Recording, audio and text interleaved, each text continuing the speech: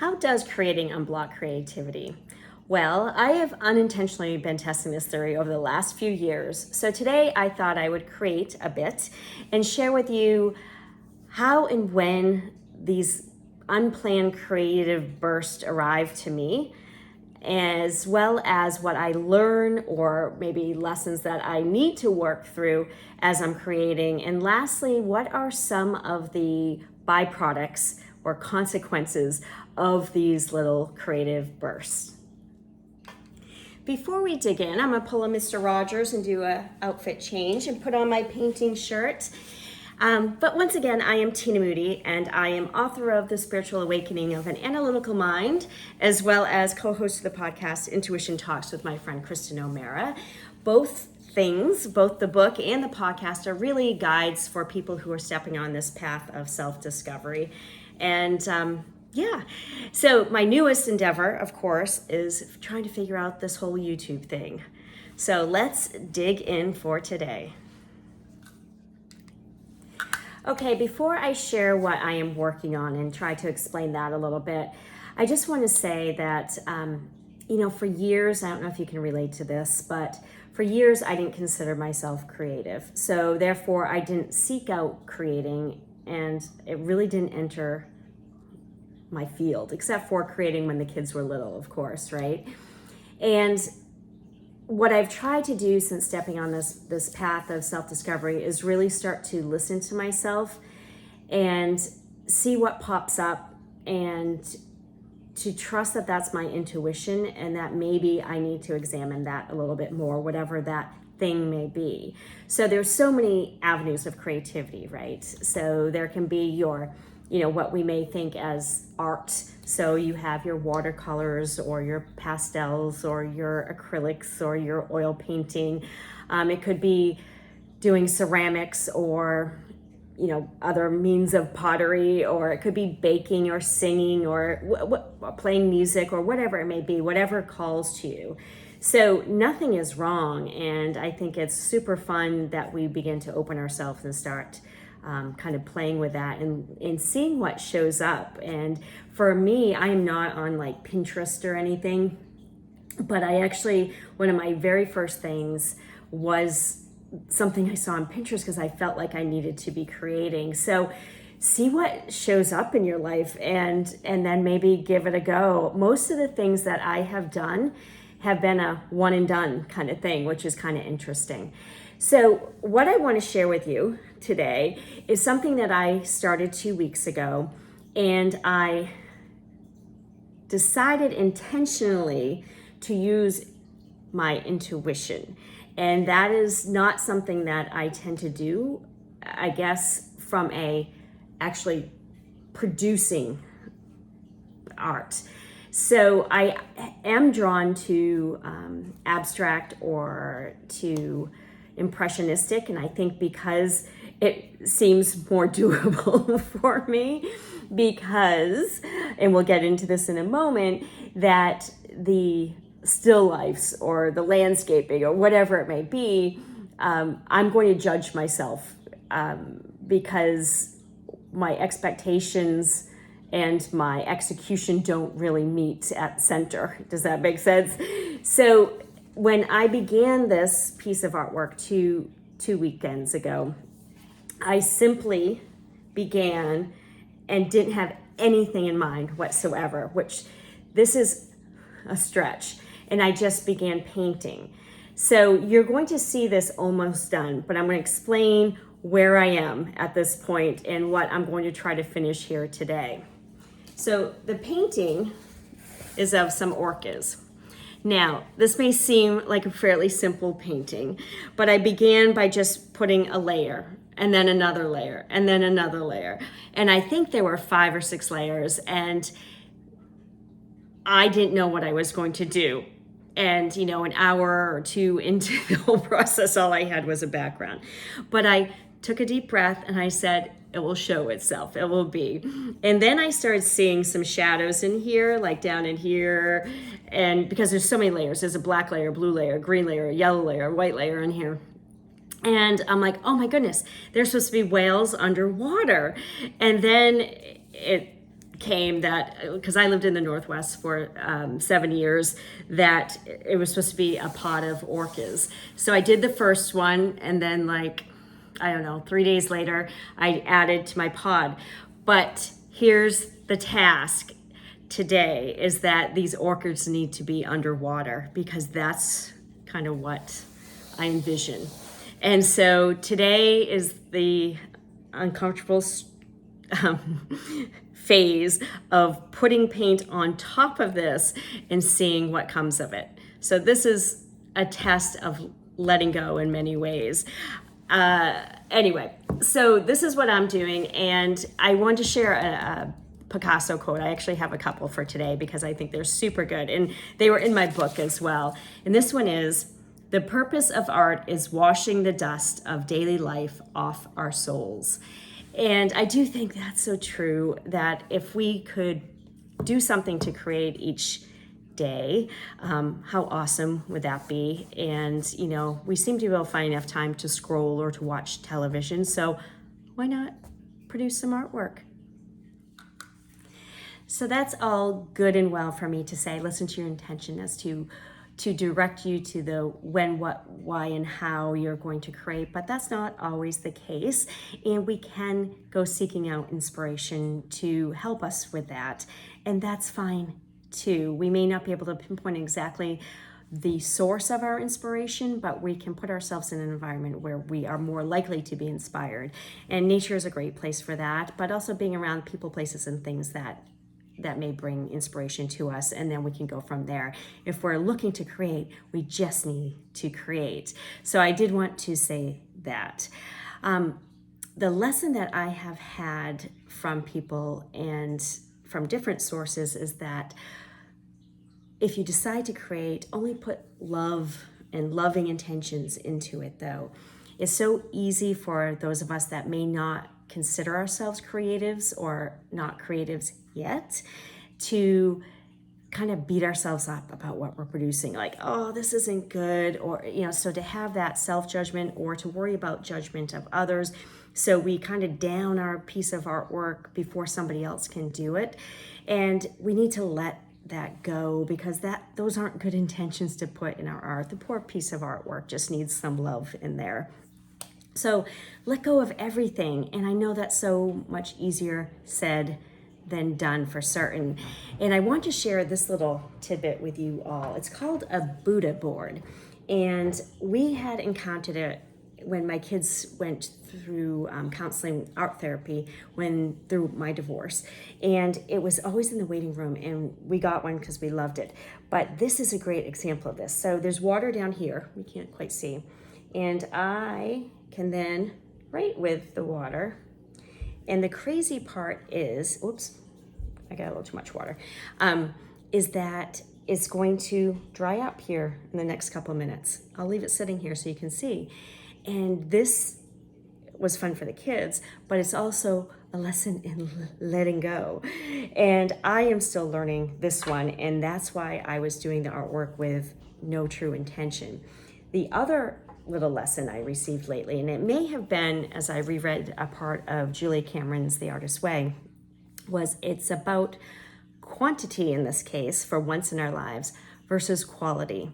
Allow source energy, to worry about the quality of whatever you're producing. You just continuously get out there and create, because by creating, we're really opening up that life force energy, and I'll get into that in a minute as well. So those are a couple little shares I wanted to give to you, and there's really no failure here. But I can easily say this, but if you ask me why this isn't done after 2 weeks, I can pretty much tell you, even though I've said it doesn't matter, just let it go. And that I've told my partner, it doesn't matter if I'm going to put these little guys underwater, because what would I do with this painting anyway, right? And keep telling myself, if I don't like it, once I put the orchids underwater, I can always just paint over the entire thing and start over. But yet 2 weeks have gone by because I have so much fear of failure, of painting over these guys to put them underwater. So part of it is I don't have painting abilities. Like, I don't know the proper way to put coats of paint over this while still showing them from underneath, even though that will all be muted. And so I get this out maybe every other night. It's continually sat out for 2 weeks now.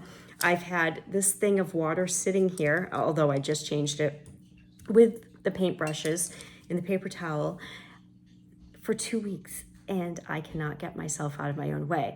So I can easily spew all this stuff out to you folks, but at the end of the day, I am so still learning these lessons myself. To wrap up, I want to have a little show and tell with you to show you some of the unexpected byproducts of me starting to create. So, as my little thumbnail showed, by painting, it has opened up the kind of life force energy to have me create these other things that were somewhat unexpected through my entire process. So that's why I listen even more intently. Like, for instance, painting these orchids, I think there's more that I need to paint. I have no idea what their ultimate purpose are. Maybe they'll just be a stack of them, but they could create or bring me to the point of creating something else. So I want to share with you some of those things. But before we get into that, I want to remind you that our creativity is housed in our sacral chakra, which is our second chakra. So it's way down here. And when that is stuck, which is often the case either from this lifetime or past lifetimes, that life force energy isn't flowing. And we need to unstick that so it can really move up and get to our heart and get up here. So we work on those things. And a big one, because that's where our creativity is housed, is creating. And I wish I had known that earlier on than I did, so that I could have created, because I had some majorly stuck energy.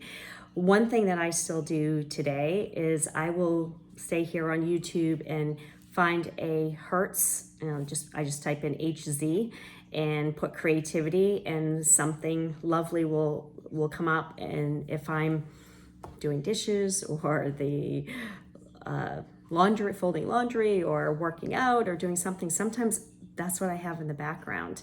And there's other lovely things too. There could be drumming. Drumming's a great one for that. Getting outside, getting grounded, those are always good. But there's so much. Crystals, if you believe in crystals, use those. But there's so many different things, different healings. Go have some Reiki for yourself and get that unstuck so that you can have that creative flow going on. So I just want to share that part with you. Do whatever feels right to you. I'm a firm believer in not listening to anyone blindly. You got to listen to that intuition a little bit. Okay, so I want to share with you one thing I forgot to bring down for show and tell was that one of the very first things that I created on my path was that I happened to open up this like box that my mom's dad had left for her or given her, and he passed when she was 18, so I never met him. And in it, he was big into the Boy Scouts, and he whittled a lot while they were out and stuff, and he whittled this clog, and for some reason that was it. So I got myself a little jackknife and a piece of wood, and I did a matching clog, and that was the very first thing I did. And I didn't know the purpose, but that was the first time that I felt like I needed to listen to my intuition and do that. One of the next things, and I can't remember the whole journey of everything, was this. Now, have I ever done string art in my life? No, unless I did an art class when I was we taught. Have I done it since? No. But for some reason, this was what I ended up on Pinterest, and I probably haven't been on since. And this was, I don't know, like 4 years or so ago, and maybe 5. And I saw this yin yang sign, and it was in black and blue, but I'm very watery. I'm a Pisces. And this looks like Earth as well, and felt the need to make this. So I did, and it's all about balance.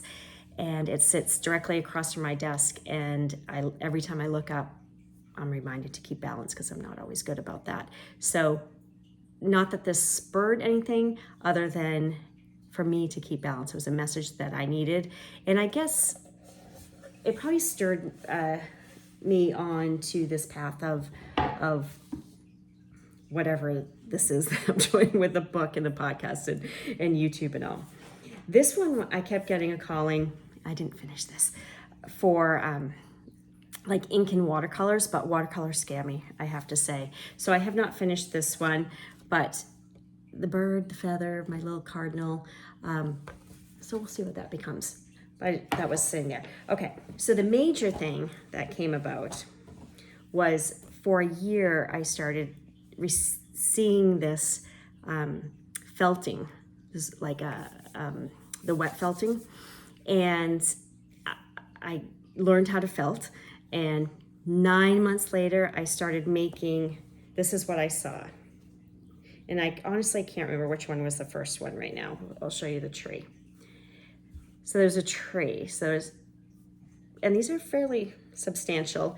And you may have seen in my other videos, they used to be hanging behind where I would do, but it ended up being these, and I hung them with a leather strap. So we've got, here we go. And I kept getting the push to get these done. And they were a bit time consuming, I have to say, when you're not a creative person. And as soon as I finished them, I finished this.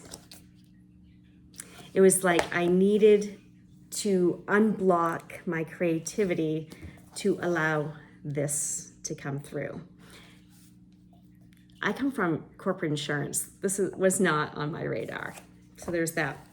Then this last year, I kept getting, over the same sort of thing, like for a year or so, I kept getting these messages, which I'll get into in another video, but I needed to do collages. So there's that one, and this one, oops, there we go, and this one.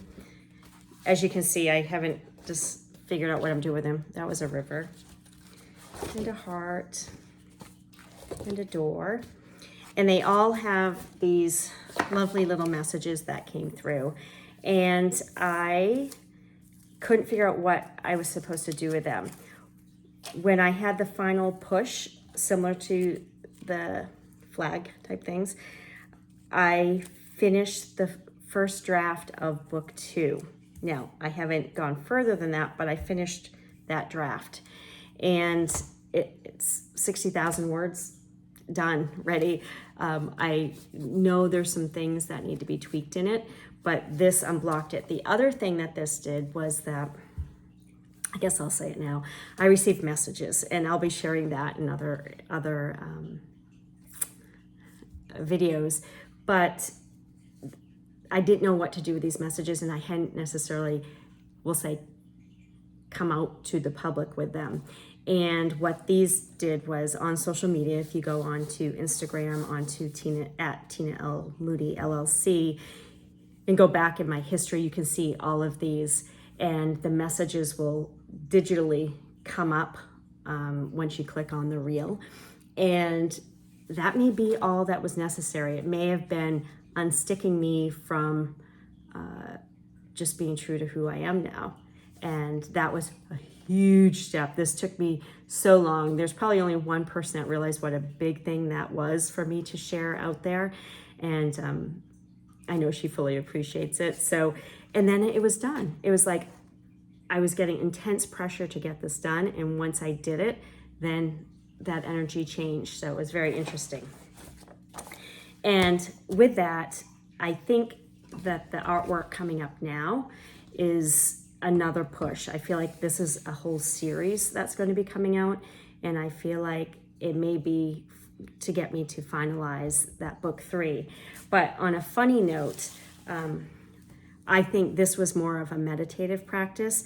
I have always had a block when it comes to knitting. So my mom taught me, and all I can do is squares.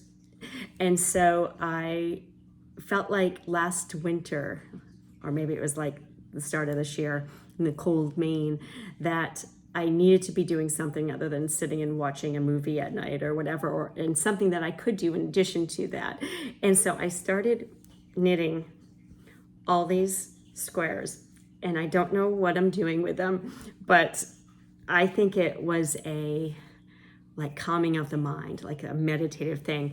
So I just laugh. I mean, let's see, felting, collaging, ink, and I did do one with watercolors, knitting, like the string art. Like and these were just a few, and so they're so random, and they're usually one and done, and I just laugh. But it's usually something big that comes after, and Intuition Talks, the podcast. I had another big creative thing, and then I met Kristen and we kicked off a podcast. Never would have I imagined that. So anyway, that's kind of what I have to share with you in that regard.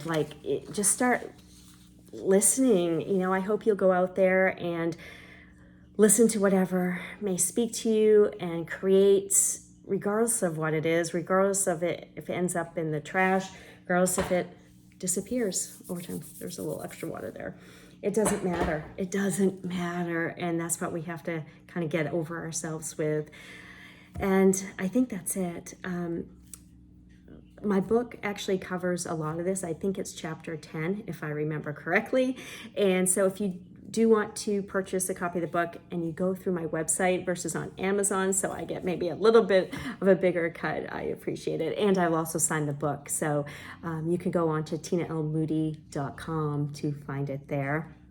And as always, you can find the podcast, which is Intuition Talks, on any of your podcast platform sites. But thank you for watching today, and I hope you'll come back next week. I'm not sure what I'm going to do for next week quite yet. I think I'm talking about a book, actually.